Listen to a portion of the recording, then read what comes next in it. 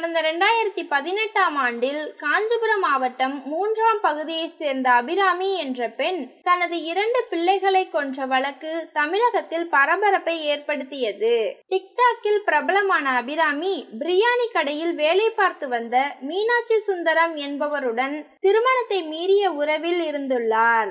இந்த விஷயம் அவரது கணவர் விஜய்க்கு தெரிய வரவே அவரையும் தனது 2 குழந்தைகளையும் கொலை செய்ய பாலில் தூக்க மாத்திரை கலந்து கொடுத்துள்ளார். விஜய் அதிர்ஷ்டவசமாக உயிர் பிழைக்க 2 பிள்ளைகளும் பரிதாபமாக உயிரிழந்தனர்.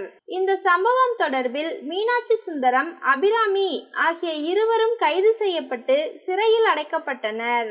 இந்த வழக்கில் இன்று தீர்ப்பு வழங்கப்பட்டது. அபிராமி தண்டிக்கப்பட வேண்டிய குற்றவாளி என்றும் அவருக்கு உடந்தையாக இருந்த சுந்தரமும் குற்றவாளி என்று அறிவிக்கப்பட்டது.